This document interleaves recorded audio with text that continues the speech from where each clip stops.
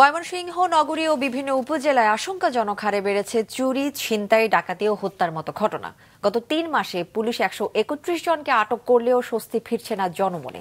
ময়মনসিংহ প্রতিনিধি শরীফুজ্জামান টিটুর পাঠানো তথ্যচিত্রে desk report.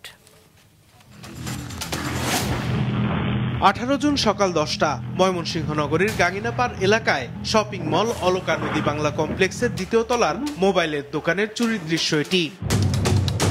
0 point mobile shop নামের দোকানের মালিক তালা ভেঙে 2 শতাধিক মোবাইল ফোন ও 10 লক্ষাধিক টাকা নিয়ে যাওয়ার দাবি করেন। দোকানের ভিতরে ফুটেজ আছে, ক্যামেরা আছে, ফুটেজ ক্যামেরা আমরা দেখলাম যে এখান থেকে 5 জন লোক আসছে। এটা সকালবেলা মার্কেট ঢুকছে, সবাই মার্কেট খোলার পরে লোকটা এসে আমার দোকানে সব ফোন প্রায় আপনার 8 থেকে 10 লাখ টাকা ক্যাশ সব ফোন নিয়ে গেছে।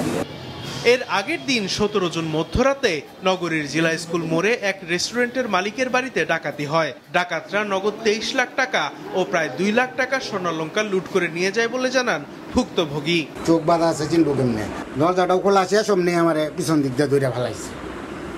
দইরাই পরে আর একটা আসছিল তো 2 জন আর কি, পরে ওই যে মুখ বাঁধছে, চোখ বাঁধছে, হাত বাঁধছে, পরে পা বাঁধা পরে ওই জয় করে নিয়ে ফালায় রাখছে। তারপরে আর কিছুই জানি না, কিছুই বলতে পারি না। শুধু টার্গেট করা প্রতিষ্ঠান বা ব্যক্তি নয়, দিনে দুপুরে সাধারণ মানুষকে অস্ত্রের মুখে জিম্মি করে দুর্বৃত্তরা ছিনিয়ে নিচ্ছে টাকা ও মূল্যবান জিনিসপত্র।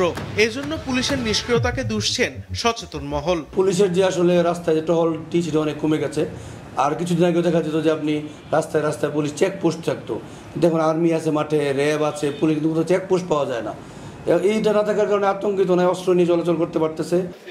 আইন শৃঙ্খলা পরিস্থিতি স্বাভাবিক করতে সকলের সম্মিলিত প্রচেষ্টার প্রয়োজন বলে জানান পুলিশের এই কর্মকর্তা। প্রত্যেকটা ঘটনায় আমরা তদন্ত আইনের মধ্যে নিতেছি, মামলা নিচ্ছি যারা অভিযোগ করতেছে, এবং আমরা তাড়াতাড়ি এগুলো বের করে ফেলবো এবং এই ধরনের ঘটনা যেন না ঘটে আমরা প্রিভেন্টিভ পুলিশিং করতেছি।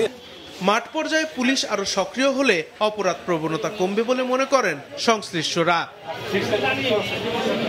মাছরাঙা নিউজ ডেস্ক।